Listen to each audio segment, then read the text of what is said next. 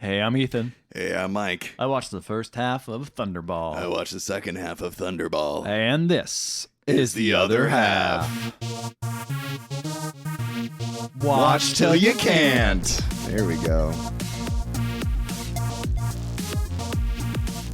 I thought you were going to start doing the James Bond theme. Ding ding ding ding ding ding ding ding ding ding ding ding ding ding ding. Thunderball! It's Thunderball! Strikes like a thunderball! Is that the opening for this one? That's the lyrics of Was the it good? song. It was fine. Yeah. It was whatever. All right. It was a very, I think this is, very underwater based.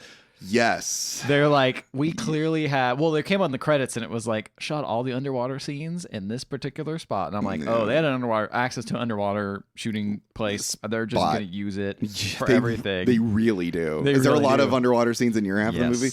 There's literally a whole underwater fight scene in my half of the movie. And like I wrote, I was just like, this is both impressive technically, but like visually very uninteresting. Yeah, very boring.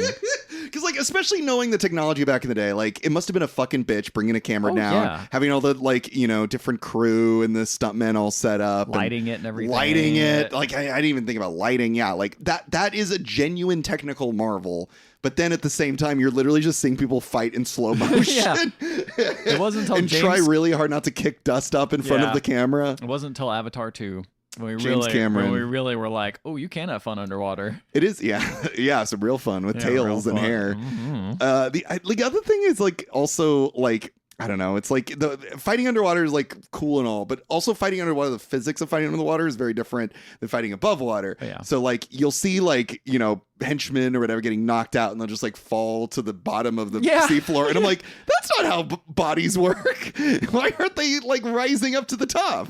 Yeah, I don't know. If you're like dead, maybe you rise to the top. If you get knocked out, I think you only sink if you decompose. Otherwise, you're still full of all that air. And also, I don't think all of them are dead. I think a lot of them just got like knocked out. In which case, they would float because they're still full of air. I mean, these guys must be pure muscle. They just they must be. Yeah, they probably have big thing like tanks on their backs. So, I don't know. I guess I'm just like watching and just going like, there's probably like a stuntman who's probably losing oxygen, just going like, don't move, please don't move. I don't want to ruin the tank. I don't want to ruin this tank. Yeah, no, that's nuts. That'd be nuts doing all that. Yeah, but Largo, he's a bad guy. This is where it starts getting rough. This is where. Just in the opening scene for me, I was like, "Oh, already bad." We've changed the focus of what makes James Bond cool. Oh, really? We've changed. I'm curious what that means. We've changed the focus to be more gadgets and more misogyny. Yeah. Even more, baby. Yeah. Gotta double down and all this shit. It's like double down 007. You know how they say like flannerization, like the more you write a character, the more like certain aspects of them comes out and like the humanity of them starts to disappear. Yeah. And like that's absolutely happening here. But whereas flannerization's more just like turns people into sort of like bland like characters of themselves. Yeah. Here it's more like, I guess he is kind of turning into like a meme, but I definitely wouldn't consider it bland. I think it's more just sort of like, oh, these are the bits that sort of rose to the top. Yeah. Like none of the other stuff from before are the things that we wanted to keep around or anything. No, like this is where like if you watch Thunderball and you watch Dr. No one after the other, I feel like you would be like, these are two different people. Or yeah, like, I think you're right. Like we've been watching kind of the change slowly, right? And I think that Dr. No and From Russia with Love, pretty similar characters. And relatively. And then it started to get a little different in Goldfinger, but it still kind of kept that kind of grounded realism, I guess I would say. Oh yeah, was that when the laser was pointed at him? The laser was pointed at him. Or was it when he met a woman named Pussy Galore? He was an aerial pilot. You know what? Compared to this movie, though? I know. Compared to this movie, though, I think the lady's name is called Domino. I think Domino's a cool name Domino's for a cool lady. Name. That's a villain in, or a Marvel villain, too, I think. Or they were in Deadpool 2, I believe. Yeah, they're a very cool Deadpool character. Yeah. Great power of always being lucky. Unlike this lady. Yeah, she's very unlucky. Very unlucky. But yeah, I don't know, man. It's This is what I was worried about. This is kind of what I expected now. Yeah. We're kind of in the point where we're like, oh, okay, yeah. And here's the thing: you say it's like slowly, and it is relatively. It's like 4 movies in. 4 movies in. But we are so early. We're so early. Yeah, we're so early. It's like not many years past. They're still cranking them out so quickly. Yeah, that's true too. So let's talk about Thunderball then, buddy. Thunderball starts off with a funeral, and the casket of the person dead says JB, and it's Yuckis. You think it's James Bond? No, I did think that for a second. Yeah. When James Bond's watching it, says Yuckis Beaufort, I believe is his name. But James Bond's there mentioning to this lady who, like, I feel like she just kind of is there. She's like another agent. Gotta oh my love god, that. she had a name. I did not write it down. It's down somewhere because she appears again later. But he's talking to her, and it's just like, yeah, he murdered 2 of my colleagues. She's like, are you happy he's dead now? He's like, I wish I did it myself. And this lady didn't like that guy. Yeah, and this lady gets in a car. It looks like the widow has a black veil on and drives off. But it's James. No. Cross-dressing. No. Oh. But so Bond meets that veiled lady somewhere and like was waiting for them to show up. And fucks her. No, because What? Bond says, there's one thing you should have known, ma'am. Sorry for your loss. But there's one thing you should have known. You shouldn't have opened the car door yourself. And then he fucking punches her in the face. And then his wig falls off. Oh, it was the guy. It was the guy he wanted to kill, JB. And so they get into a huge fight. Eventually, Bond gets the upper hand and like puts him in a fireplace and kills him. Holy There's like shit. a fireplace there. And you're fired. almost should have said that. Yeah. But at this point, guards are breaking in, and Bond looks like shocked. He's like, "What am I doing here? There's guards. They're gonna break in. They're gonna get me. I'm gonna throw flowers at his body." He just grabs his vase of flowers, just throws it at the body that's being burned. Why? I don't know. To stop and then just fire? runs off. I don't know. He just runs off. That's so strange. And then he runs off up to the top part of this kind of castle that they're in. Right. What better way to escape? A helicopter. Jetpack. Oh my god! What? He gets in a jetpack and flies off. And I'm like, oh boy. Does it at least look cool? No. The takeoff looks cool, but in the air, I was like, oh my god, what is this? Is it a thing where it's like clearly a stuntman like attached to like a wire or string, and then it's like a zoom in It on looked Sean okay to Connery me. I with a blue bet screen? you would see like the string and everything like that. But I thought it looked okay-ish. All right. But it doesn't look good. It's just like, wow, this is. Where was that hiding? Yeah, it was just on the top of the castle. Like that means he had to have planned that this person went to their own funeral, which I don't know why they went to their own funeral. Yeah, why even go to the funeral? Why would they go to their own funeral? I guess it's just morbid curiosity, right? But why would you be like I don't the think widow? I'm morbidly curious enough to dress as the widow, like cross-dress as the widow. Like, also, where was your wife then? That implies you had a wife the whole time. People are like, yeah, she's the one that's in the casket, maybe. Maybe, I don't know. I don't know. That'd be crazy. But no, the movie just kind of just hand waves it all away. Bond lands at the car with the lady that we mentioned earlier, and they start driving off, but the guards start chasing, and there's like. As soon as they start up, the guards start shooting guns at the car, and they put up a bulletproof back on the car to stop the glass from being shattered and them getting shot. Yeah. And then it just stuff pops out of the Aston Martin and starts spraying water at the guards. Okay. And they're like, oh, water! Oh! And then it transitions as they're getting sprayed into blue fire, and then it's the intro song. Yeah. And we got that with naked women, or mostly naked women, swimming in the water with silhouettes of them. And then just divers. It's kind of cool. And then there's just naked people and then divers with like straight up like scuba gear with like harpoon guns. And the song's just like, he always runs when others walk. He strikes like Thunderball. This is a pretty bad song. It's not that great. He always runs while others walk. Yeah, dude. He's Thunderball. He's got shit to do. Are they referring during the song? Because obviously, like in the last one in Goldfinger, they were clearly speaking of yeah, he likes the Goldfinger, right? Yeah. Who are they talking about here? Are they talking about Largo? I think they're talking about Bond. Oh, okay. I think he runs when others walk. Yeah, because at this point, why would you be having a song about someone you don't see? Was Goldfinger's song? It was. Yeah, it's clearly about him. And you met Goldfinger he loves at only this point. gold. Yeah. Yeah. No, I don't think we had met him yet. But also, no one knows who Thunderball is at this point, right? Yeah. Like, Thunderball also isn't anything. It's just an operation. Thunderball's not a person. No, it's just an operation that they're going to do. Like, this is a code name. Operation Thunderball. It's not called, like, Largo. No, Largo. Our favorite character. I love Largo. Anyway, that ends, and we see a no parking sign, and this guy drives up, and he gets out of his car, and it's Largo. He's got, he's a bad guy. In a no parking spot. Yeah, people were yelling at him like, "You can't park here," and he's like, "Meh," because he looks like a guy with eye patch, so you don't want to fuck with him. Right. Well, did he park in like a handicap spot? No, he just said no parking. That'd be really funny. If I can't read that sign. Sir, you probably shouldn't be driving. You shouldn't be driving. Yeah.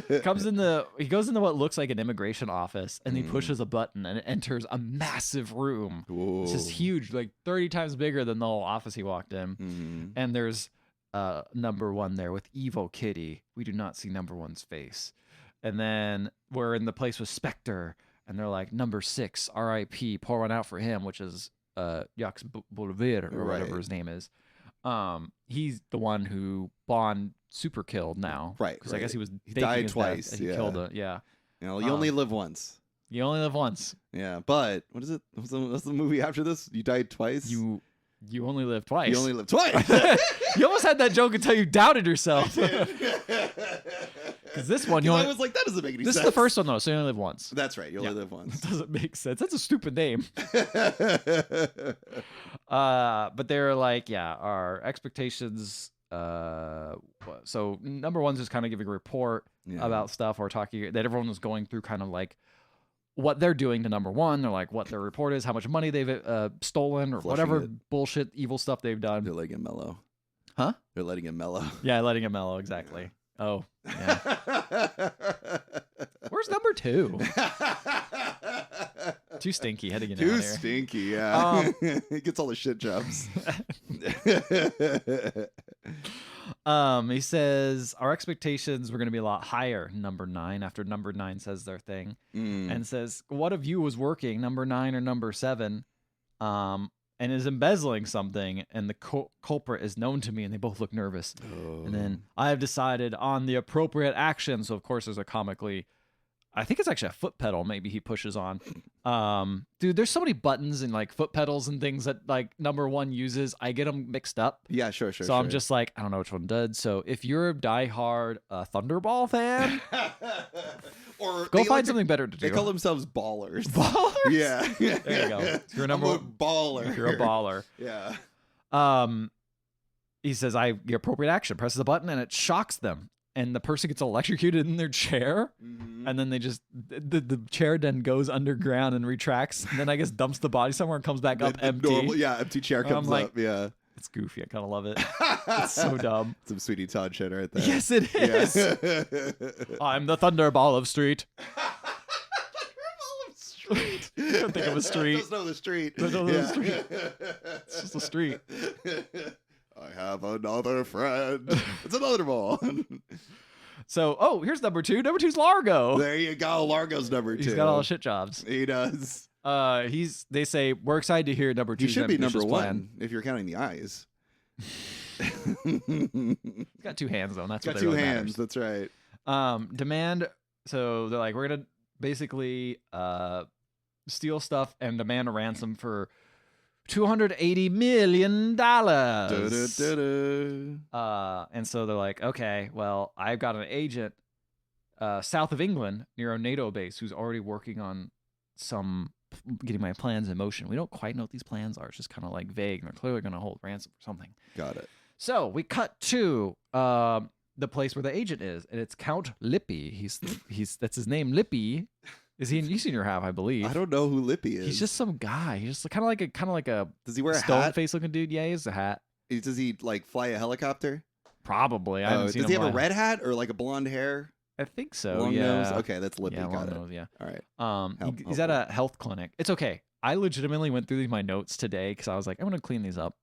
And I just wrote, is this Lippy? Is that Lippy? Who's Lippy? And I eventually was like, I need to just look this up. Yeah, because I could not Lippy? figure it out the whole time I was watching the movie because they kept saying like, I have an agent Lippy here. And then I go there and I'm like, I think that's Lippy. But then I feel like the thing is, this movie's poorly made. Yeah, it's not good. It's just from a film perspective. Yeah. It just starts making no sense at points. Yeah, I agree with you. It's a bad film. The other movies, it's like, okay, these are cheesy. They got some problems with Bond, but it's like they're mostly commonly made. They look good. Yeah. They got some cool sets. Now it's starting to be like, now we're rushing these. Like, what's going on? Every year is really starting to it's like when obvious. you crunch a bunch of CGI artists and Ant-Man Quantumanium looks like ass. Yeah, you know? exactly. You gotta let them cook, man.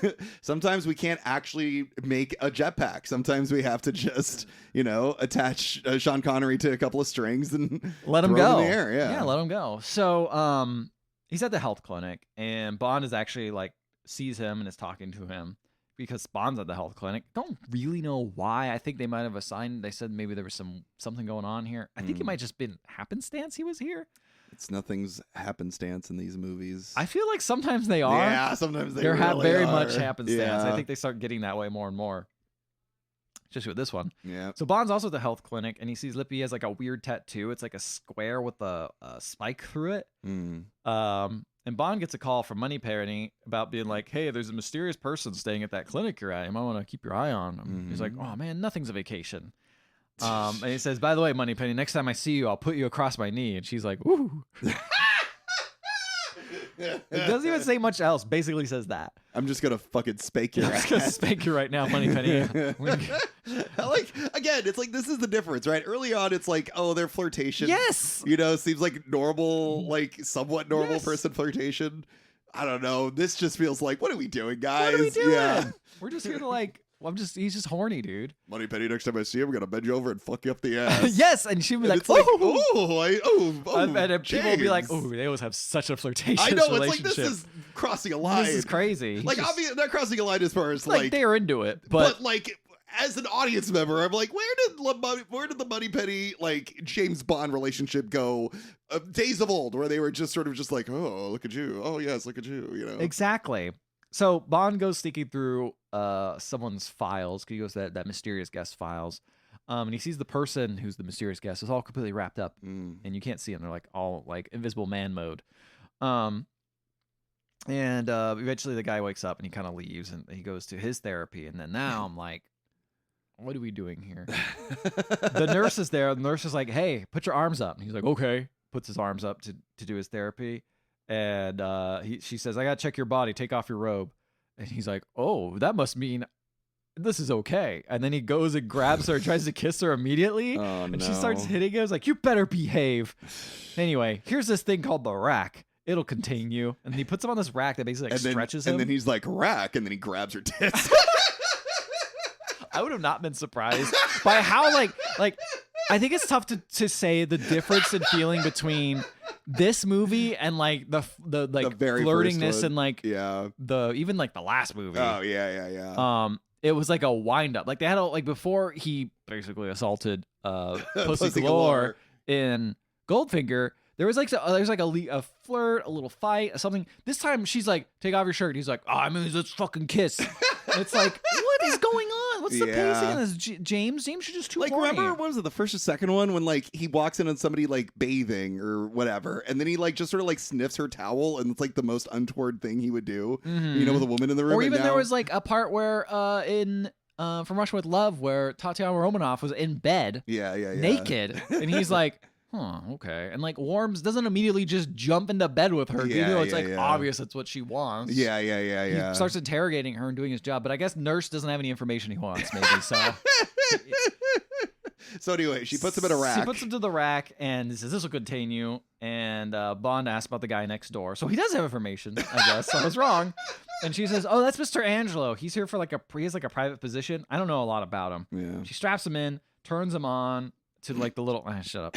So he turns him on to the little she was interested. She was interested. Yeah. Puts it on a low setting and was like, here, this is the safest I felt all day. And I'm like, that's not a great thing to say. That's not great. That's not a great thing. I don't like that at all. That's just how it was in the 60s for women, I guess. Man, that's tough. I mean, this was when Mad Men was set, right? Yeah, that is true. That is very true. So she puts on low and then leaves. And then some guy comes in almost immediately and says, nice to meet you, Mr. Bond. You don't see his face. And he looks up. He's like, what? And then he cranks it all the way to the max. Oh, no. And so I'm going to try to describe what this rack looks like. You got your arms kind of tied up to the front, your legs tied up in the back. It's just kind of like a massage mat or a massage bed, basically. You're face down. And it's rocking you back and forth like a little bit, like kind of like stretching you a bit. No. And then it's put all the way on max, and he's just going back and forth. Like a dead fish. Like a dead fish. Yeah. Just be like, and he goes, flopping around. Help, is all he's saying. Oh, and it looks so goofy. And then he wakes up, and the nurse is there. He's like, oh, thank goodness you're alive. You must have hit the switch accidentally. How? I don't know. And then she's like, oh, I can't believe this happened. You're not going to tell my boss, are you? I'd get fired. Oh, no. And he's like, well, maybe I could find a way. He says, well, my silence could have a price. Oh, God. It's so much worse than you thought. Oh, that's so much worse. And she's like, what do you mean? What do you mean? And then she's like, oh, no. And then he pushes her into the sauna, and then they do stuff in the sauna. They get naked. I'm just like, what is this? Oh, man, I hate this. Like, he literally just uses the opportunity to fuck. This is what I'm talking. Also, I love how he like just came out of what must be some very traumatic physical pain. He almost died. Yeah. And then he's like, well, I know what I want to do now. Gotta fuck one more time.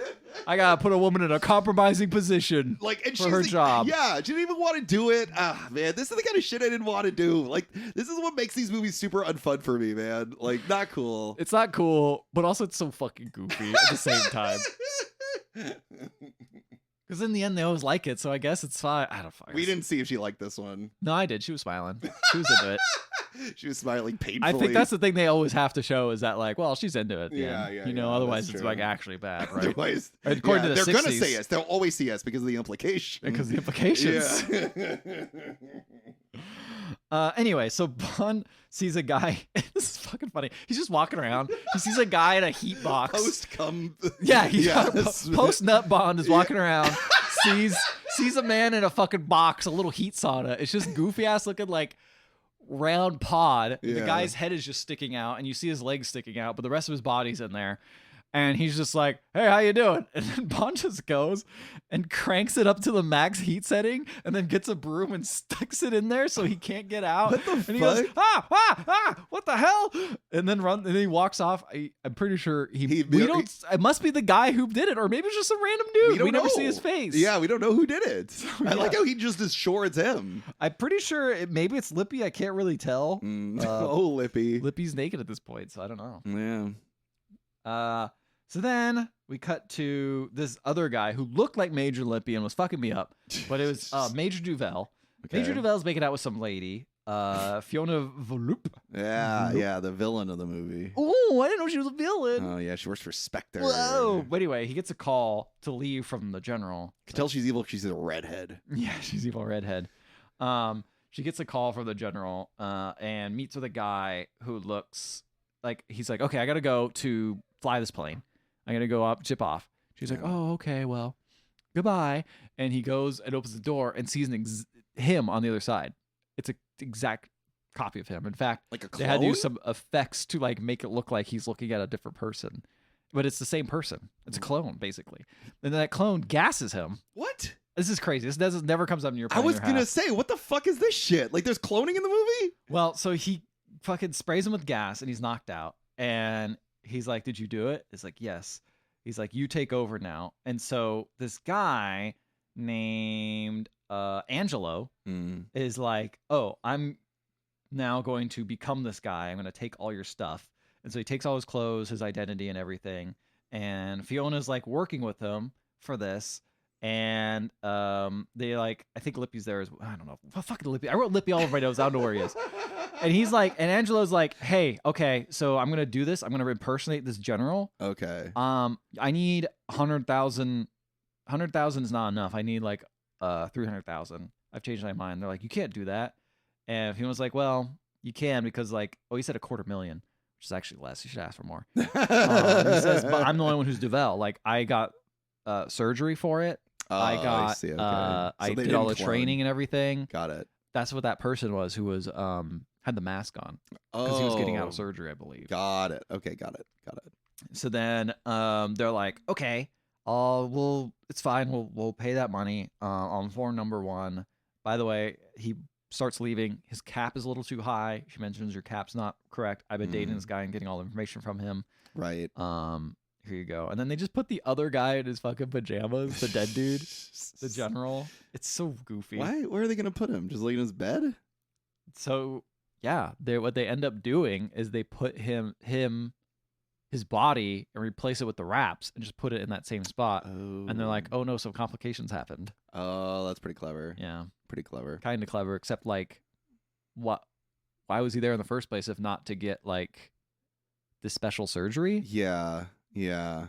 Unless unless the surgery was already done, this was another reason, like another thing he was getting done with his face covered. I don't know. It's very weird. I don't know. Anyway, I don't think they thought it through either. No, probably not. Yeah. So then, they get his ID. Major Duvall goes to NATO, takes a flight in an airplane with 2 nukes in it. Oh. Yeah, so he goes up there. He's gonna just do a little espionage, a little hijacking there. Bond is massaging. Oh, the nurse really likes Bond now. And so like he's getting a massage with his mink glove of his. He keeps fucking talking about his mink glove. Getting a massage. The nurse is all into it, and he's like, "Here's some noises." He looks outside and he sees like an ambulance with what looks like a dead person, and they're kind of like sneaking him in. He's like, "I gotta go do a little exercise," and she's like, "What?" So he goes and sees this weird car. He sneaks down to see what's going on. He finds that body that I mentioned earlier and unwraps it and sees that's just a dead body. And he's like, what the fuck? But a SPECTRE agent is watching him. Right. I believe it's Lippy this time. Bond sees that the guy's dead body is here, and he goes to get a phone call. But then a random dude breaks through a window, and Bond has to kill him. And so he leaves and pulls the fire alarm. And then nurse comes out and is like, what the hell's going on? You went for a quick walk and all this stuff's going on? And he's just like, I gotta go. Duty calls. Yep. So this new guy, oh man, fuck, did I mess his name up? I put Angelo, Mr. Duval. I got always messed up. There's a guy named Vargas as Palazzi. Well. Palazzi's flying the nuke bomber now. Okay. He's the this fake. Is the worst. He's the fake. So, I love how you went back to clean up your notes, Dude, and then we're more confused than ever. No, we were way worse. I was so confused with it because all these fucking guys, all these villain guys look exactly the same to me. Oh, yeah. They all have brown hair dudes with too much of a tan. Yeah. Except for the guy with the eye patch. He's obviously a different guy. Thank God. Yeah. And Sean Connery had been established, so I'm not going to get him mixed up. Yeah. Like all these other guys, I'm just like, and they're just throwing names out all over the place. It's such a mess. I'm blaming the movie, not me, because I've been fine on all these other movies, but this one for some reason is fucking me up. This one was confusing. Yeah. Anyway, so the guy, the fake guy's flying the bomber. He looks suspicious. He pulls out gas and puts it in all their oxygen tanks, except for his, even though he has an oxygen tank on. I don't know how. He just must hold his breath. And he fucking puts it in there and everyone gets knocked out. And then he takes control of the bomber and steals it. Oh. There you go. Is that easy? It's just that easy. So then the NATO people are arguing why they lost the plane on the radar. They're like, we have to find it again. 2 atomic weapons are on there. SPECTRE people are happy. Why do you make it more difficult to get your hands on 2? Number 2 is there, and SPECTRE people are there, and they're like, we got it. Switch on the underwater landing lights. And they're going to land the plane in the water. And the landing lights look like complete shit because they're clearly not in the water. They clearly did them in post. Yeah. And it looks like booty. So he lands in the water. Looks like number 2. Yeah. Number 2 laid them out there. Yeah. He lands the plane in the water, which then sinks to the bottom of the ocean. I thought there was like going to be maybe like a very shallow, like they're hiding it kind of, and maybe it was like a shallow landing pad. No, it just sinks to the bottom of the ocean. And the fucking pilot is like drowning in there. He's like, oh my God, it's filling up with water. And it's stuck. And number 2 gets his scuba gear outfit, goes down to retrieve the plane and the pilot. Yes. Okay. Now all this is starting to make sense to me. And then number 2 just fucking cuts his oxygen tube and then lets the guy drown. Yeah. This comes into play later? I thought they would just be like, this whatever. All comes into play Really? later. Yeah. Okay. This is all very helpful to me now. Anyway, so then, they just kill him so they don't have to pay him the, extra money they promised him. Right. And then number 2 goes and gets like these little like mini subs. This whole process. I wrote all this underwater shots would make James Cameron proud. Yeah. Because like, they get like a mini sub to come over and start towing the boats and taking the warheads and all this stuff. All this is underwater too. All this is underwater. I wonder if like the real actors are down there, like if Largo's down there, like the actual actor, because like if they're wearing masks and shit, it can be anybody, right? There's no reason to put the real actors down there. Exactly. They're gonna underpay some stuntmen to do it instead. Just like hire them for like a day to do like reaction shots. Yeah. So they steal the bombs, they bring it up into the evil ship and the Spectre ship. And one of the guys is trying to figure out like, oh, I don't know how to activate this bomb. And number 2 is like, you're gonna figure it out. There's nothing old Coots can't figure out in terms of Coots. Cutze. Okay. All right. Clearly, he's not a good character in your half. I don't know a lot of characters in my half of the movie. It's almost like there's a fuckload of them. They just mention them once and then they just leave. And they never are important. Yep. Yeah. Anyway, they load the bombs in the boat. Number 2 has done well. People are upset with Lippy though. That's because whenever I say I go to the bathroom. Yeah, they're like, number 1's like, Lippy has not done well though. He didn't kill Mr. Bond. Fucking Lippy.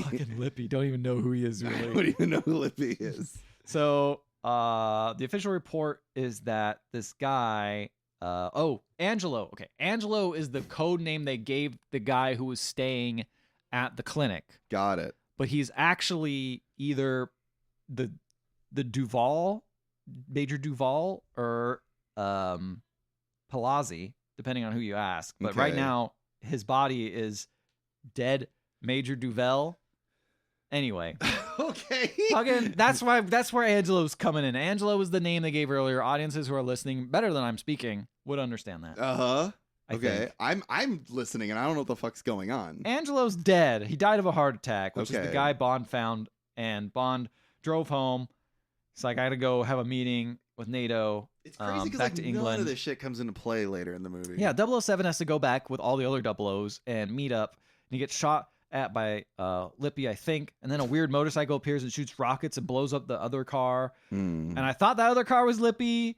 I don't know. Maybe it was because you don't see him in your half. I feel like you said Lippy more than James Bond or 007 in this episode. Let me just read this next sentence I wrote. Anyways, there's a lady Spectre agent who drove the motorcycle. Maybe that's Lippy. Lippy is the dude and he's Count Lippy.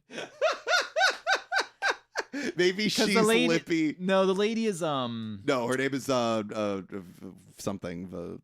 Vavavoom. Vava Bing Bong. What the hell? Why? I wrote it down too. Fiona Vloop. Fiona.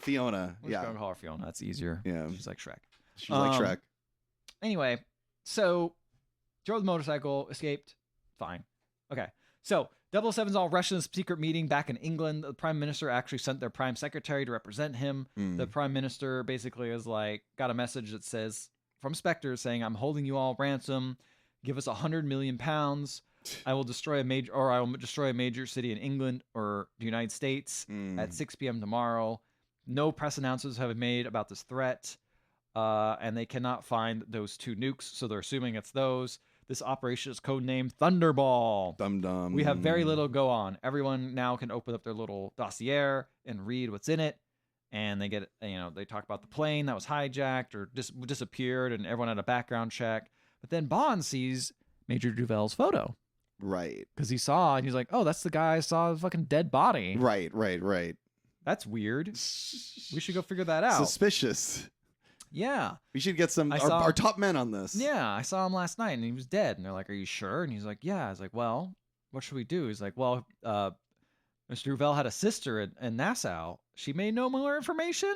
I'm like, is that a good lead? I guess it's all they got. It's the only thing they've got. And he's like, that's where she is. We got to find her. We only got 4 days. And, Bond hears this from M. And he's like, all right, I'll go do it.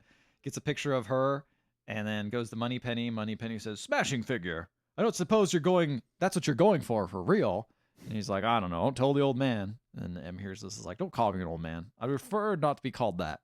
And then Bond looks up at his hat rack and it's gone. He's missing his hat. It's just gone. Well, what's he supposed to do? I don't know. He just leaves. Weird. That's so weird that they brought the hat rack back, but they don't really know what to do with the hat rack right now. They're like, make it so his hat gets taken, I guess. And that's the last time we ever saw him with his stupid fedora. I wonder, is it? I don't know, it isn't. The next intro has him in the fedora as well. Yeah. Okay. So then Moneypenny gives him the photo and is like, oh, he almost forgot the photo. And she gives him the photo and he says, how is he going to recognize her? He says, easy. There's 2 moles on her left thigh. And I'm like, what if she's wearing pants? But that also, maybe she won't be wearing pants for much longer. I was going to say that implies that he's always going to seduce everyone. Exactly. That's his special power. I think his whole real special power is just being able to seduce anyone and using that to his advantage. Or force people to be around him. Yeah. Yeah. Seduce with an asterisk, I should say. Exactly. So now I see a lady. We cut right to a lady straight up holding a turtle underwater while snorkeling and just having the turtle swim her around. And then, oh no, her foot gets stuck in the coral. But luckily, James Bond is there to save her. And they go back to the surface, and clearly this is his sister. Or not James Bond's sister? No, Major Duval's sister. Duval's sister. Yeah, the pilot. The pilot, the real one. Her name? Domino. Domino says, I've been admiring your form. And she says, oh yeah? And he says, you swim like a man. Most women don't swim very well. I'm like, okay. That's the kind of shit I hate. I'm not with you, she says. And then he says, you soon will be. And then, okay, Paula. Paula's the French lady who's just there. And Paula's like, he's like, Paula, give me a hand here. Get me out of the water. And then tell London I made contact. And Paula's like, I like Paula because Paula's there to just give him shit about his fucking horniness. And it's just like, I don't think you made contact. It's like, I will soon. And then Bond's like, oh, the boat doesn't seem to be working. I really need to get to shore. Do you mind taking me to shore, Domino? And she's like, oh, that's fine. And he's like, Paula, you don't mind taking the service boat, do you? She's like, that's fine. Part of my job, I guess. Yeah. What else is she gonna do? Gotta go around this horny guy going all over the place. So wait, really quick. I have a fun fact about Paula. Okay. The actor that plays Paula was also in From Russia with Love, apparently.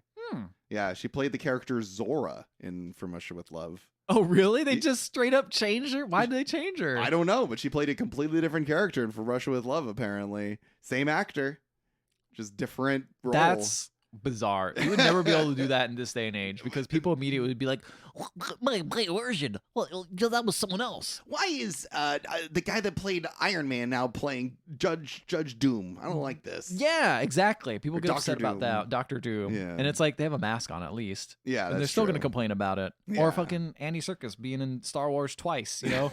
It's like... Oh, yeah, I forgot about that. Yeah, once as a CGI character and once it's not. Yeah. Anyway. But yeah, isn't that a little fun fact?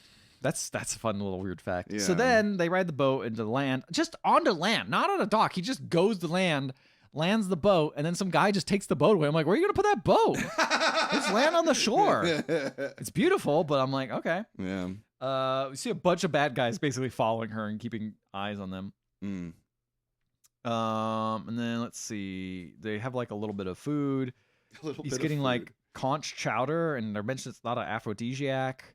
It's not? It's not one. Okay. She says it's a lie. They're talking about all these people following him. It's like, yo, people are following you. He's like, oh, they work for my guardian, is what she says. And then he's like, oh, that's good to hear, Domino. And she's like, how do you know my friends call me Domino? He's like, oh, bracelet on your ankle says that. She's like, oh, you're very observant.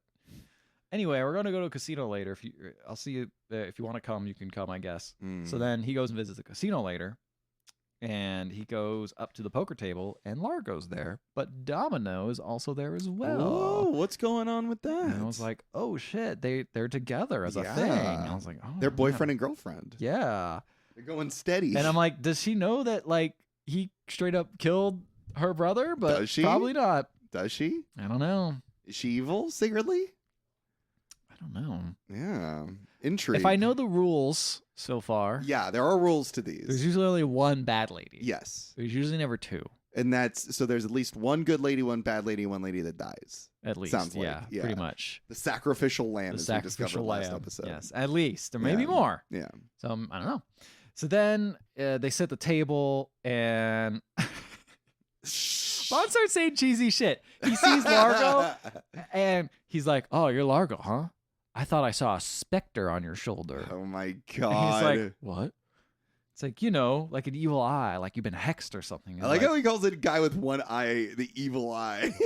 I don't even think about that. Or like there is an evil eye watching you. Yeah, He's yeah. like, it's your second eye. I don't know. So then Bond fucking sweeps, he wins, and Domino's like getting bored. She's like, Largo, can you buy me a drink?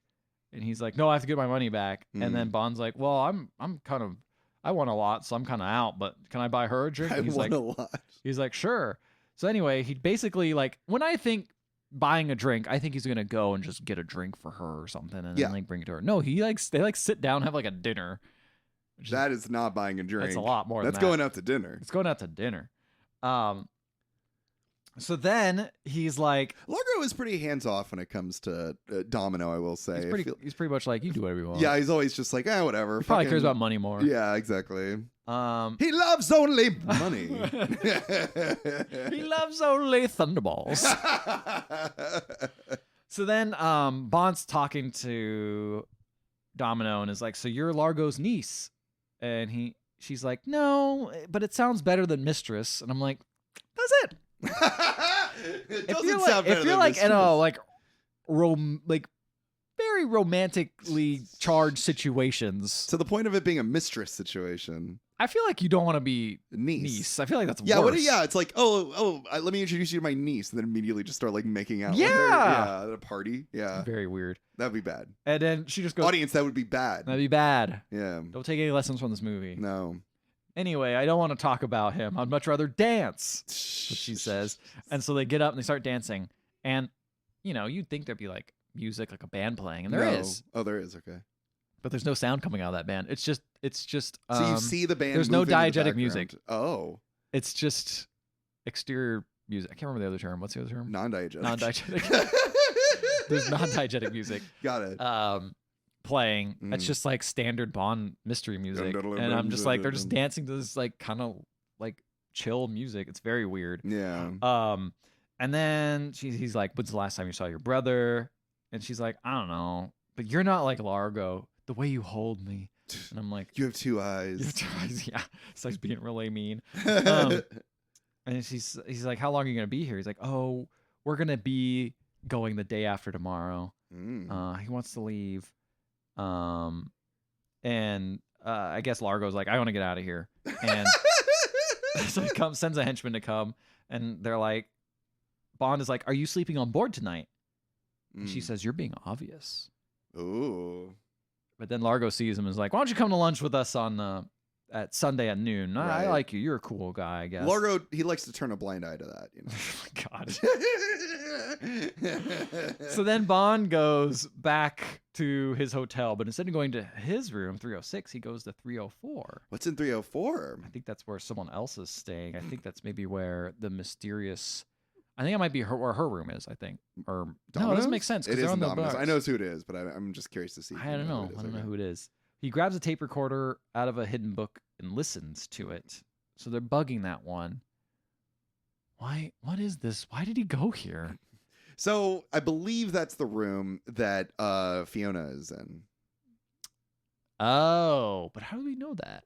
I don't know if we are supposed to know that, but I know that because later in the movie he goes into her room when she's bathing. Oh, okay. But he goes in there, grabs the tape recorder out of a hidden book, and this is cool. This is the only like thing I'm like, ooh, this is kind of cool. He listens to the audio, and you hear people walking, and the camera follows like invisibly, like where they're walking. Oh, that is cool. I like that. That's a really cool like little touch. That's a cool touch. And then he sneaks into the bathroom. And because he thinks there's someone still in this room, like someone watching him, waiting to assassinate him. But he gets a knock at the door, and it's some gray-haired dude who's like, hey, 007. And then 007 just fucking punches him. And he's like, what the hell? And he's like, shh. Shut the fuck up. And then Bond goes back into the bathroom. The assassin guy pops out, and he just fucking beats him up. And is like, get out of here. You're a small fish. The assassin guy runs back. And then and he's like, sorry about that. I didn't know there was a guy here. You're about to say 007. I didn't want to like give away who we are, what we're working with. He's like, that's okay. That's crazy. It's a CIA. Basically, the guy's a CIA agent. Okay, got it. And then, it's your friend Felix. He's in the I was gonna say, is it Felix? Played by a different actor. Yes. Noticeably different actor. Completely different actor. But he says Felix, so it works. So we know who it is. We know exactly who it is. Yeah. I didn't know who it was for the longest time. I'm just like, who is this guy that's helping out? Just like that, we know that Paula is a completely different person because it's Hey Paula. Yeah, exactly. So then Largo is feeding his sharks in like his little land area. He has sharks in a pool in his house. And his henchmen don't say, like the henchman that comes back is like, did you get Bond? And he's like, no, I wasn't able to do it, but he's here. And he's like, you fucking failed me. And he threw him in the pond with the sharks. Yeah, yep. That's the only reason he has that. The only reason he has that. He wants sharks with freaking laser beams on their heads. I almost wonder if that is Largo's fate, if he's going to fall in the place of the sharks. I will never tell. I feel like that's a very common trope where it's like, I'm the evil guy, I use this. And then they, of course, die by the evil thing that they use. I will never tell until it Until I'll tell you. Yeah. Paul arrives at Bond's assistant. They go exploring with the CIA man Felix. They go to a place where they meet Q. He's on the field. He's kind of annoyed by having to dress Bond in the field. Right. And he's like, here, Bond, you get a Geiger counter. You get an underwater camera. It takes 8 pictures. You get a distress signal flare. You get a little breathy device you can put in your mouth that lets you breathe for like 4 minutes. And you get a homing beacon the size of a pill that you have to swallow. Right. All this does come to play later. Of course it does. And I think it's funny that they got a homing thing that he can swallow, because last time he had a homing thing, he put it in the bottom of his shoe and it got missing because he tried to put it with a guy who got his car crushed. Yeah. So now it's easier. It's like you're committing to being tracked. Yeah. At least until you go shit. Yeah, but you have a little bit before that. And you at least have like a day or two, right? Yeah, that's true. Unless you have a lot of prunes. Anyway, unless those bombs are found, fiber shaken, not stirred. Yeah, exactly. So the back at the base, they're like, unless we find those bombs, we're gonna have to pay that expensive ass price for extortion. Yes. They keep doing that. They keep reminding us about exactly. They got 55 hours now until the fucking bomb goes off. Yeah. So then Bond's like, all right, well, I'm gonna go check out this guy's boat. I'm going to do a little investigation work on it. I'm going to see what happens. So right. He goes diving into Largo's boat, and he kind of goes to the bottom there where they have like little openings. And he notices that the boat isn't completely round on the bottom. So he starts taking pictures of it. Mm-hmm. But he's about almost going to actually like fully break into the lot. But then what happens? But then someone shoots at him with a harpoon. And so they start fighting underwater. And Spectre here's this quotient. They put on like video footage. They have video footage of the whole thing. They watch them all fight each other. And Bond cuts the other dude's oxygen. And then Largo's like, let's get some hand grenades. And so they get hand grenades. Yeah. They just start fucking chucking them into the water and blowing up Bond. He starts like, okay, I got these photos. He starts swimming away. And then that's the end of my half. So he narrowly escapes getting hit by a speedboat. I guess there's a bunch of henchmen on a speedboat. They try to run over him. He narrowly escapes it.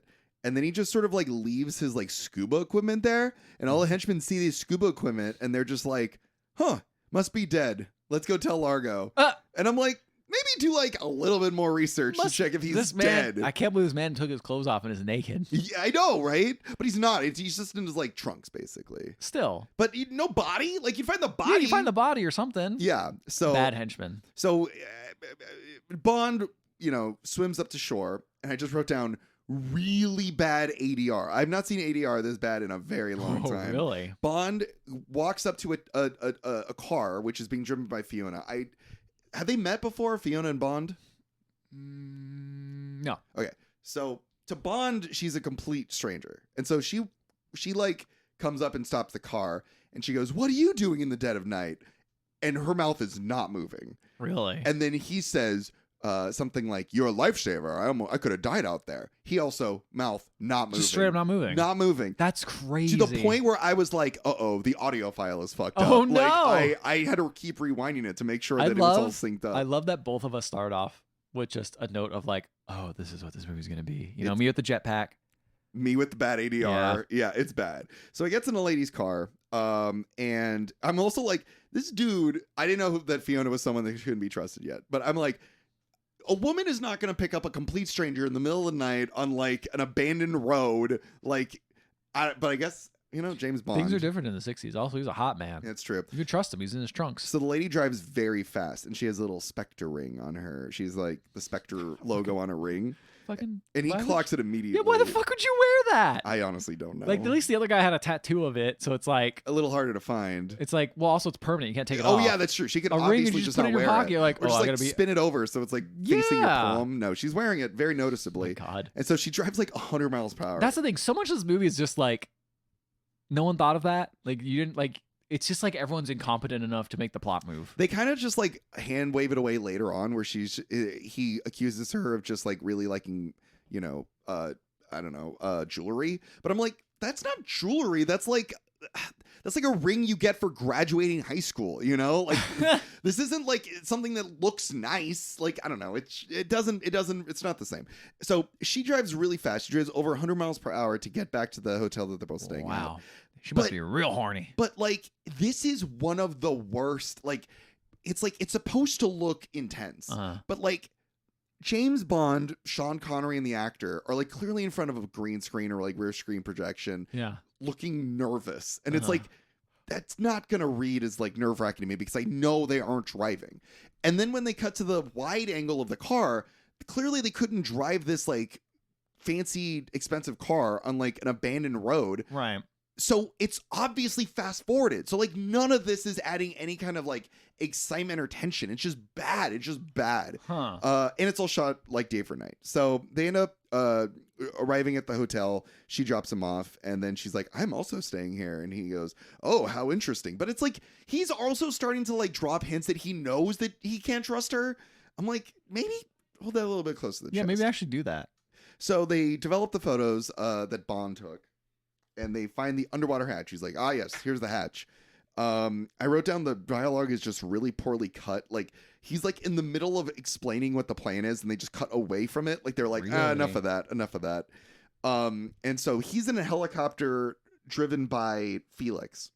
And man, it's like already this has been bad. These fucking helicopter shots are like some of the worst shit I've ever seen in my whole life. It's like clearly both actors in a helicopter that's just on the ground, and the cameraman is like lying on the ground looking up at them. Really? And someone's just like shaking the helicopter so it feels like it's moving. Oh wow, they didn't even put like green screen behind it to make it move. No, it's just blue sky.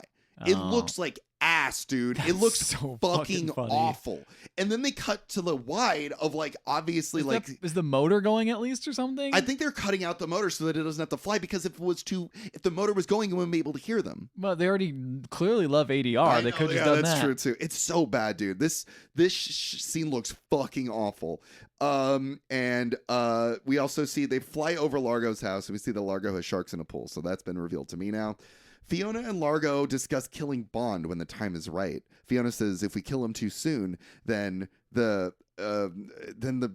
foreign British agents will know where the bombs are hidden. And I'm like, how? What? How will they know that? But they seem to know that. They're both like skeet shooting too. Both Largo and Fiona are skeet shooting.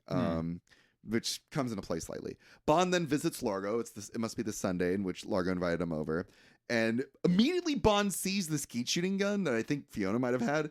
And he's like, this gun is more fitting for a woman than a man. Oh, yeah. He loves being like, men and women are different, and I'm a manly man. And like, this gun is clearly made for a lady. And I'm like, this man invited you over for a fun time. Like, what are you doing insulting his weaponry? So Largo introduces Bond to Vargas, who's a hitman. And he says he doesn't drink, he doesn't smoke, and he doesn't make love. And I'm like, I don't know. And then they keep cutting close up to like Bond's watch, and I didn't know why they did that. I don't think there's any special machinery in his watch, right? Not that I'm aware of. Okay, no. so I think they're only doing it to show like we're running out of time. Like, I thought they were showing like it was an ad or something like that. Oh, maybe it could be that too. Honestly. Or Omega. I don't know. I feel like Omega's always the one I always see with Bond. Yeah. So Bond shows Largo that he's really good at skeet shooting. This is the only cool part of the movie that's both technically impressive as well as visually impressive. Okay, so I'm not even gonna say Bond. Sean Connery is standing there with a skeet shooting gun, and this is like a one long frame, and he's just like, you're a pretty good shot, Largo. And then he says, pull, and Sean Connery just turns very quickly, fucking shoots that skeet right in frame. Uncut in frame. He shoots that fucking thing. It's like obviously it's also like framed well too, so it's not like in front of him. Like it's just far enough to the right that we actually see the skeet just like explode. So he did the actual stunt. Yes, he did it in camera in one take. That's sick. I'm like, how do you know it's one take? Well, I like in one cut. Like there's no cutting away is what I'm saying. That's so not the cool. first take, but yeah, I'm just like, wow, that was genuinely impressive. Good job, Sean Connery. And then Largo's like, let me show you my sharks. And they go over to see the sharks. Let me show you my sharks. And they speed up the shark footage because I think they weren't swimming fast. Oh, I fucking love that. I love when they have to speed it up because like this isn't interesting. They're not as scary. What was it? There was another Bond movie where they sped up. It was the fighting. It was the fighting. They sped up the fighting. Oh yeah, they sped the fighting up. I was thinking about in Snakes on a Plane when they sped up the snakes to make them look more scary. Yes, that was also it too. So Bond Largo like sets Bond up with Domino, even though like Domino is with Largo. Largo's like, you should take Domino out. There's like a Mardi Gras festival that's happening. I gotta make sure this is like my niece or something, right? Yeah. So he's got a date with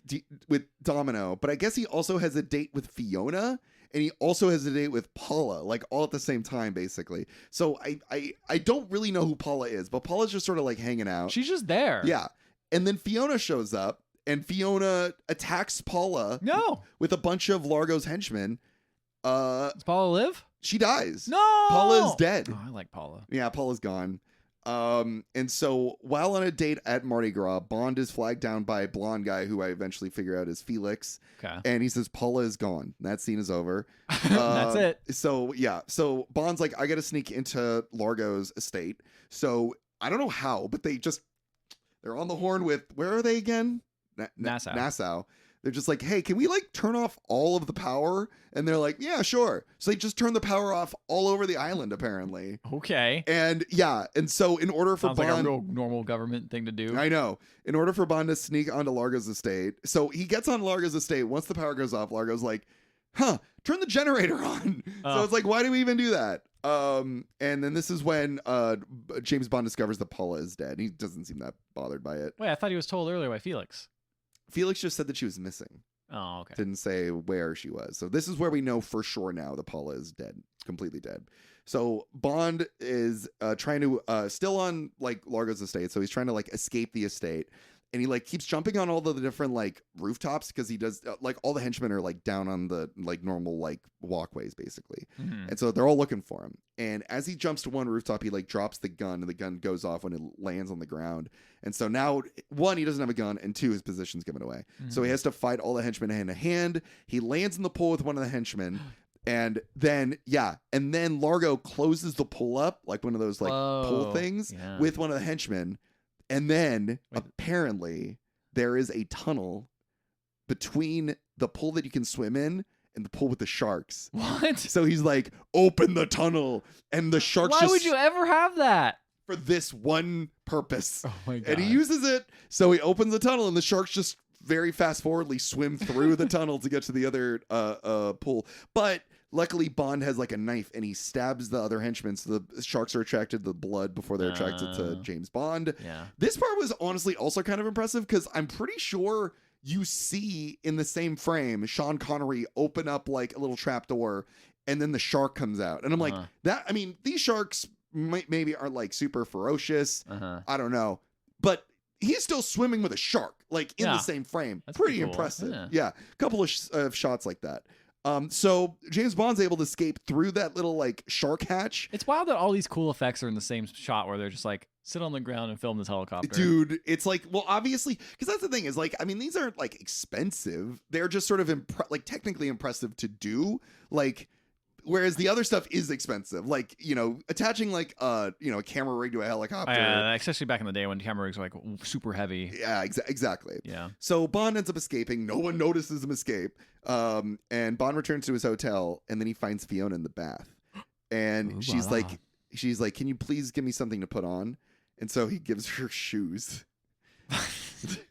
Well, that little scam. He's a little stinker. So then she covers herself. But she knows he knows she's evil, right? I mean, yeah, he saw the Spectre ring. Okay. And she knows who he is, but then they bang, baby. Okay, so he's like, I don't care. I got to get my nut going. Yeah. Right. So they bang. So at this point, he's had two bangs. Two bangs in this Thunderball. That's right. Nice. Yeah. He's not blue balling. No, not blue balling over here. He's thunderballing. Yeah. So that's what I'm going to call it from now on. When you come twice in a day, you're going to call it thunderballing? Yes. Thunderballing, dude. All right, man. That sounds good to me. You know, I'm gonna make it a come thing. Twice.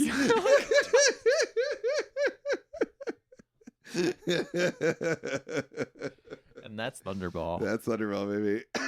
So they bang.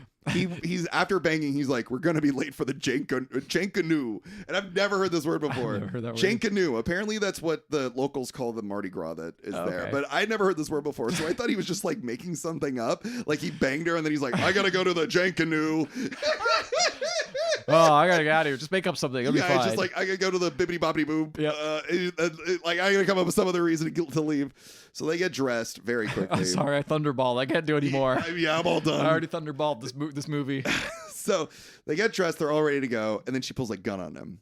And then he says what he did for her was for God and country. He says he didn't enjoy it. And I'm like, that is the weakest child ass shit where it's like, yeah, well, I faked every orgasm with you, Fiona. So he says that to her. Like, I didn't really care. So I could come one more time. Yeah, exactly. Like, what is this? What is happening? This is a fucking no nut. What the hell? It was embarrassing. I wasn't into it. I just came anyway. Yeah, I just came. I didn't even want to come. I was thinking about. I was doing it for the queen. I was thinking about the queen. Yeah, exactly. So he's like surrounded by henchmen, and they all bring him out to a car, and they're gonna drive somewhere under duress. They're gonna take him somewhere. Yeah. But he's in the back of a car, kidnapped at gunpoint, but they're held up because the Mardi Gras is happening, and I'm like, take another road. Like, we knew that the Mardi Gras was going to happen, but whatever. So they're stopped by the Mardi Gras, and then some random dude comes up, and he's just like, hey, anybody in here want to buy some alcohol? And they're like, get the fuck out of here. Like, get away from me. And he's like, come on, don't you guys want some firewater? He says this, puts it in James Bond's fucking face. And I'm like, oh, does this guy, like, work for James Bond? Is this, like, somebody trying to help him out?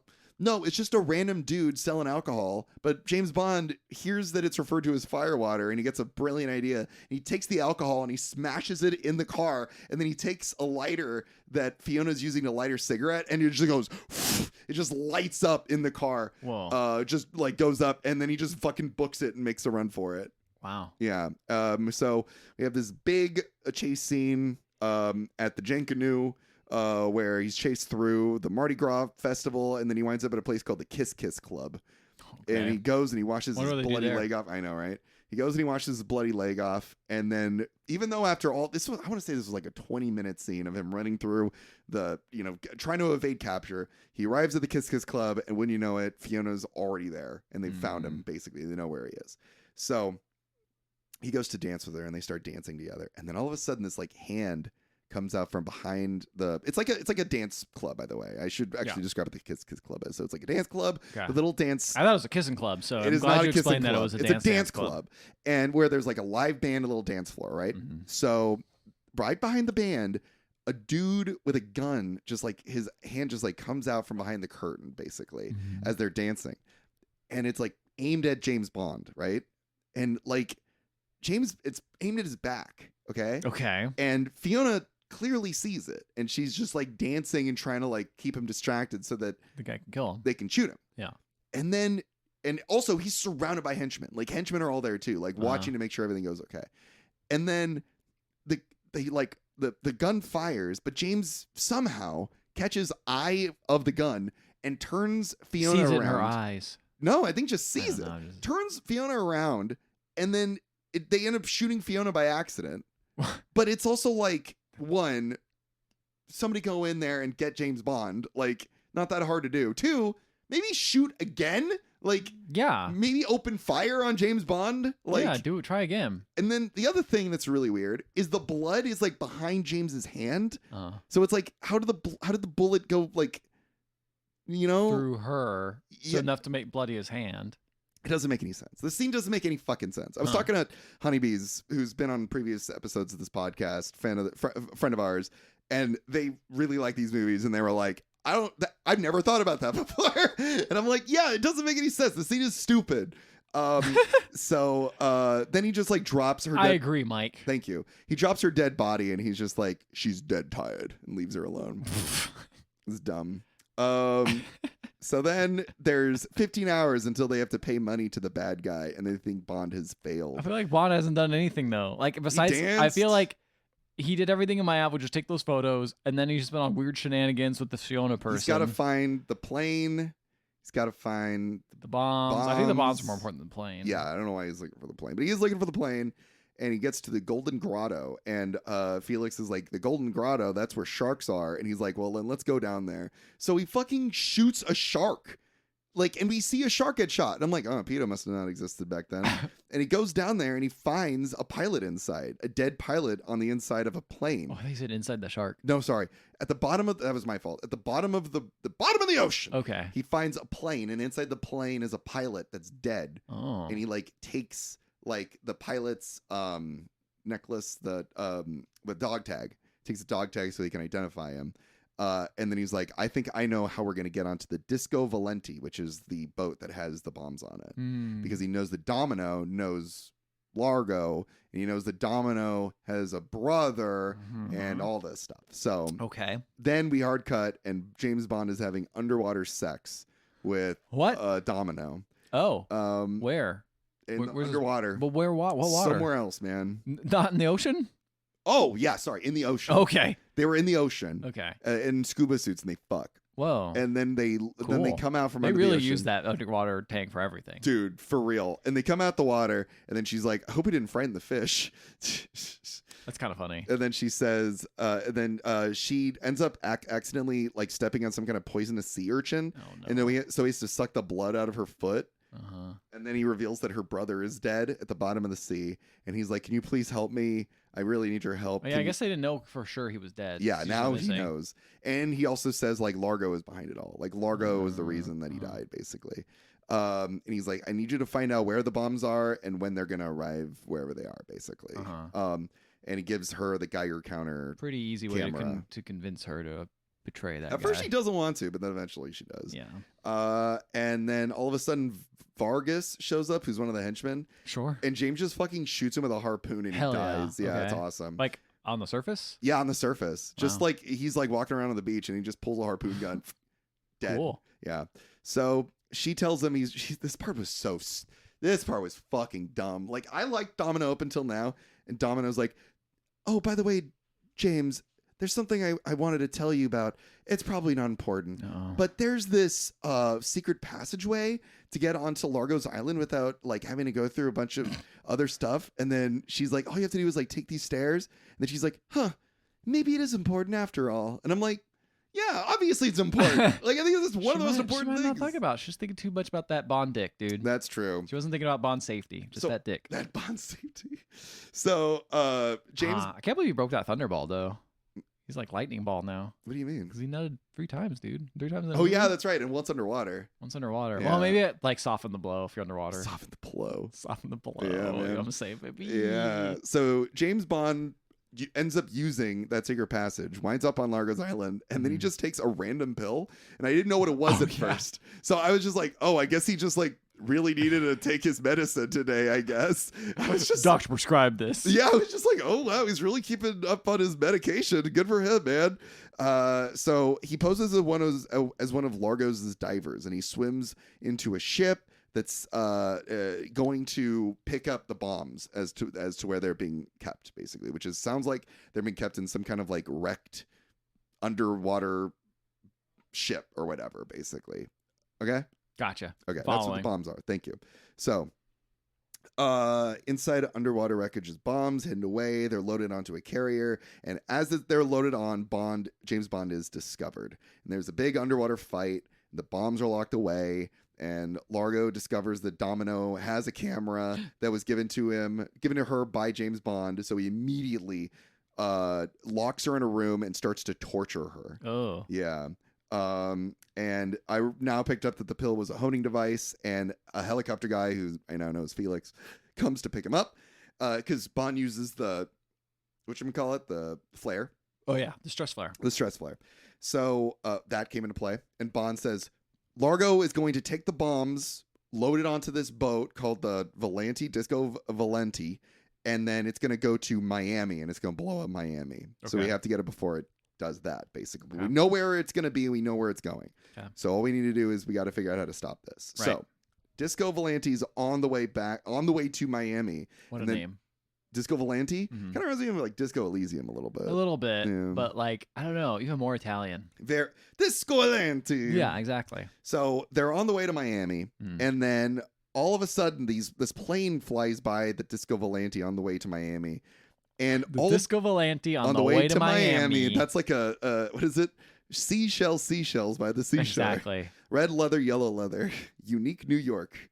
So these dudes just skydive into the water ahead of the Disco Volante, and a big underwater shootout happens. These guys that were skydiving. Oh, there's more underwater shooting? That's crazy. Dude, this is the longest fucking underwater fight. Much of it, man. It is like, I want to say a good solid 30 minutes of the movie. It's just them fighting underwater. And it's so funny. I wrote down, it seems like they get bored, so then they just start cutting to fish. Like, that's like they'll just be like, boom, boom, boom, they're fighting, and then just like a random fish under the water. That's cool footage. And it's pretty cool. Helicopter guy yells that Felix is also, Bond's like, I want to get in there too. I want to fight them. Everyone's in the underwater fighting. Everyone's fighting and he wants to join. Bond wants to join. So Felix is like, Bond, anything on you looks good, Felix says. And I'm like, all right, Felix is really, he's bonded. He's bonded. He's bonded. It's not just Moneypenny that's got a thing for Bond. No. So Bond joins the underwater fight, and it's funny because the dead are lying in the ocean floor when they would floating. Like I said, fight scene montage is so lame. They start cutting away to random fish like they're in an aquarium. They reuse the same shot of Bond lunging towards the camera 3 times of Bond. Like, it's clearly like, again, all the underwater fighting is clearly done by like stunt doubles. Right. But then there'll be like a close-up shot of James Bond, and it'll be like Sean Connery turning around, looking at the camera, and then lunging. They use that same shot like 3 times or something similar. Funny. I also wrote down, it's super funny because Largo's under the water swimming, and he's wearing an eye patch under his diving mask. And there's just something funny, like imagining, like, like wearing a diving mask, but also an eye patch. Yeah. So Largo escapes onto the Disco Volante, and they got to get out of there. So Bond sneaks onto the Disco Volante as well. And the Largo gets into like the bridge of the ship, and then he presses a button. And the ship like detaches from itself. So the outside of the ship is one big ship, and then the inside of the ship is a smaller ship that can get away much quicker. And I will say, up until now, the movie's been like pretty bad. This scene was like really cool. I'm like, how the fuck did they do this? That's really cool sounding. It was because they all did it in one shot. So it was just like one big ship, just like it's like a cool. rushing nesting doll or something. Yeah, it was really cool. So it just sort of jettisons off. They say like cocoon it or something like that. Okay. So it's pretty cool. Some random nerd unties Domino. I don't know who he is. He's just wearing glasses. You're pretty. I don't know who he is. He's thrown arming devices into the sea. So even if they get it, even though they have bombs, there's no way to like arm them. James sneaks into the bridge. This fight scene was so bad. It was like all shot in fast forward.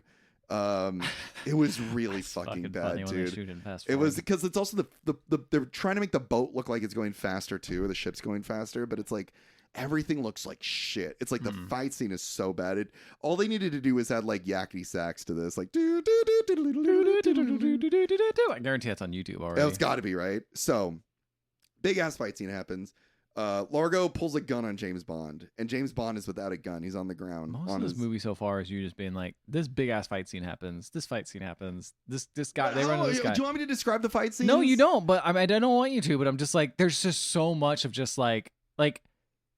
I feel like between my half and your half, it's just been a bunch of like James Bond fights a bunch of people, and he runs to this next spot. He fights a bunch of people. He fought more like, people. The intrigue and the like espionage is kind of like it's kind of dead at this point. Dead in the water. Yeah. As soon as he got after those sharks. Yeah. As soon as he skipped that weird shark place, it's like, what are we doing? So James Bond, he's on the ground, and Largo's got a gun pointed at him, and I'm like, who's gonna save James Bond now?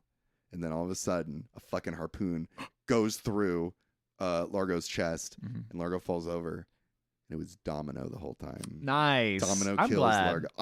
Honestly, this was the best part of the movie. I didn't expect that to happen. Me neither, because Largo was tortured, or Largo tortures Domino. Yeah. Like Domino's brother died from Largo. Because I was like thinking like, oh, fucking James is gonna kill Largo, because that's how all these movies fucking go. But honestly, Domino killing Largo makes this movie a whole lot better. That really does. Yeah, that does make this movie. It's pretty great. So, but then the movie goes bad again. So, okay, how are they gonna get out of this? They're on this ship, this boat, like that's like going down. Like how are they gonna get out of this? So James Bond tosses out a flotation device. They jump on a flotation device, and then this plane comes by, flies by, and James Bond blows up a balloon. with a rope, and it goes up into the sky and it floats up in the sky like big red balloon. And then Domino and James Bond are both in the flotation boat together, the two of them, waiting for a plane to come by. The plane grabs the balloon with the rope on it and flies by. And James just fucking jettisons off into the sky. Hell yeah. And that's the end of the movie. That's kind of incredible, He just actually. goes, I love the fucking... He gets Fultoned up. Yes. Oh, that's awesome. I don't know. I kind of like that. You like that? That's stupid. It was really fucking dumb. And also, the last, I want to say 10, 15 minutes the boat movie, explodes, right, though? Oh, yeah. It crashes into some fucking, coral and like blows up. How was that explosion? It's fine. Okay. It's fine. The thing I want to say, though, is it really feels like you could tell that the filmmakers were like, we're losing the audience. Like, we need to wrap this shit up and quick. So I feel like a lot of these Bond movies, though, they kind of end pretty quickly. Yeah, this one very much feels like that. It really just sort of feels like when you're leaving a party and you're just trying to get out before, like the vibe has been destroyed and you're just trying to leave and you're just like, okay, bye. All right, bye. All right, bye. Later. We gotta go. Yeah, I gotta go feed the dogs. It's bad. It's a bad movie. I didn't enjoy it. It was pretty bad. Yeah. It's pretty bad. I will say, weirdly, it's weird because it felt like a rocky road where it's like, this movie at base is pretty bad, but there's some moments where I'm like, oh, that's kind of fun. Yeah, I agree with that. So I did learn something. I got a little notes. I was looking on Wikipedia just a little bit. Sure. Because I was confused. And you mentioned earlier about the jetpack. So this is a little quote from, let me double check exactly who this quote from, but it's about the special effects that was used. For the jetpack? This is... I know that jetpacks were a thing that they were trying to push back in the day. Like they were at like the Super Bowl or whatever. Yeah. As well, yeah. So they said we had used special effects, but unlike special effects today, they were real. The jetpack we used in Thunderball was real. It was invented for the United States Army. Okay. Bloody dangerous, and it only lasted a couple minutes. The ejector seat in the Aston Martin was real, and Emilio Largo's boat, the Disco Volante, was real. Yeah, that boat was pretty cool. That's crazy. You had power boats at the time, but there were no good-sized yachts that were able to travel 40 knots. Yeah, so it was quite a problem. But combining hydrofoil we bought in Puerto Rico for $10K and a catamaran, I don't know, and at least it looked like a big yacht. We combined the two hulls with one slip bolt, and when they split, it worked like a dream. Yeah, we used a lot of sharks for this movie. I rented. I wonder how many of them died. Yeah, right. I rented a villa in the Bahamas with a saltwater pool, which we filled with sharks and used for underwater filming. The smell was horrendous. This is where Sean Connery came close to being bitten. We had a plexiglass corridor to protect him. I fucking thought they might, but I didn't have quite enough plexiglass, so when the sharks got through, oh my god! He never got out of a pool faster in his life. He was walking on water. Oh my god. Oh my god! Did they talk about the skeet shooting? Because that I couldn't find anything about the skeet shooting. Oh man, that shit was very cool. That's pretty cool. Yeah. There's another quote about the special effects. That's why I was asking about the yacht because while in Nassau during the final days of shooting, special effects supervisor John Steers was supplied experimental rocket fuel to use in exploding Largo's yacht. Oh, I see. Ignoring the true power of the volatile liquid, Steers doused the entire yacht with it, took cover, and then detonated the boat. It resulted in a massive explosion, shattered windows along Bay Street in Nassau, roughly 30 miles away. You gotta love how back in the day, like special effects supervisor was just like some idiot with like lighter fluid, you know? He went on to win an Academy Award for his work on Thunderball. Jesus fucking Christ. But that explains why I was like, I thought that jetpack looked kind of good, but it was like cheesy at the same time, you know? Yeah. Like it was like, what the fuck is this? So I think that's the thing. They're using a lot of their money, I think, on stuff like the jetpack, apparently, the ship that attaches itself, rocket the explosion, fuel. And not using any of it on like helicopter scenes of people talking or whatever. Yeah. So, what do you think then? You know what? This movie was bad. But we were told not to watch this movie by a friend. Were we? They were like, "This is awful. You can skip this one." Who? I'll tell you later. Oh, okay. But they're like, you should skip Thunderball. And I was like, too late. We already gonna do it. We watched it. Oh yes, I remember us talking about this. Yes, that's right. So, but it's bad. But I don't know. It's got some. I think the thing is like I was prepared for the morally reprehensible parts, right? Yeah. Like I was prepared for him to be gross to women. Yeah. And be I still don't super enjoy sexist seeing pig. it. No, but I'm prepared for it. I'm like braced for it, you know? Like I'm ready for it. Yeah. And the movie's just kind of bad. I don't know. I would give this. What was our rating system again? I think it's like bullet holes. It was bullet holes. Yeah. Yeah. 2. Yeah, I was gonna give it 2 as well. 2, because I've been giving them pretty consistently 3. I want to give it a 3 because I think it'd be funny if they were all 3.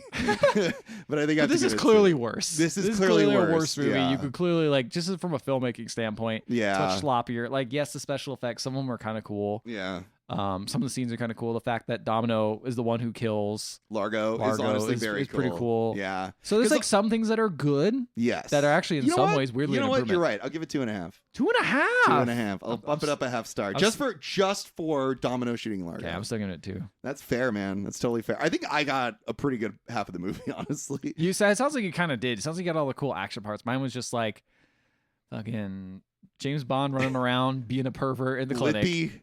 Yeah. Yeah. With Lippy. Yeah. Who died at some point, I think. I don't know. He just kind of disappeared. Here's the other thing, guys. And people who say, like, don't watch this movie, like, we've gotten a lot of people actually reaching out to us in our real life. Friends of ours, people that care about us and go, like, you're very brave to be doing this. I'm very impressed that you guys are going to try doing this. You motherfuckers didn't see those Hellraiser movies. Yeah, you don't know shit. You don't know. You didn't see those Leprechaun movies. You didn't see any of those. Okay. You don't know. We did. These are bad, but they're not that bad. No. These are at least like bad. They put money behind this. There's effort behind this. You can tell someone cared. Yes, exactly. Okay. Nobody cares about Hell World. No. Nobody cares about that. Leprechaun Origins? Leprechaun Origins was the worst. Yeah. Okay. Nobody cared about that movie. Hellraiser Judgment. Judgment. Yeah. That one was literally shit out just to make the rights kept being held. And we saw it. And it was fucking awful. It was bad. This ain't shit so far. I'm waiting. We're early. I know we're early. We're talking shit. Yeah. We've only watched, this is the 4th movie, right? We're only 4 in. We are talking a big game. We're talking a big game for someone who's only on the 4th movie. Yeah, we're not even really kidding. No, that's the thing though. I think there's just such a bigger gauntlet. Yeah, but we have trained for this marathon. We really have. We have trained hard. You're absolutely right. Because here's the other thing, guys. Like, because I think a lot of people who are saying this are people like grew up with these movies and like love them because of they're like a part of their like childhood or whatever, right? Yeah. Like this is something that means a lot to them emotionally rather than actually being of good quality. We are comparing these movies to genuinely dog shit films. So we're not saying like these movies are good. We're just saying that they're better than some movies that we've seen otherwise. They're better than shit. They're better than utter dog shit. Yeah. So not a high bar to clear. I mean, I would even say like the first Leprechaun movie is maybe slightly better than this movie. I'd agree with that. And that's a good movie in that. That's like the best movie in that franchise. Yeah, that's very true. So like, that's very true. We got this shit. We're talking so far. Okay, call us when we're in a little bit later, but call us when we're like 10 movies in. I want to say, yeah, 10, 15 movies or something. Yeah. But until then, guys, you should email us at emailtheotherhalfpodcast.com. Find us on Facebook or Instagram. We are on Discord and we're on Blue Sky. And if you want to listen to our previous episodes, you can find them on any podcatching app. And while there, please leave a 5-star rating and review. We will read in the show no matter what it says, even if it is just to go like, guys, you don't know what you're getting yourselves into. Or if it's telling me that stop using Thunderball in that way. Yeah, we're not going to do it. Thunderball. Good night, everybody.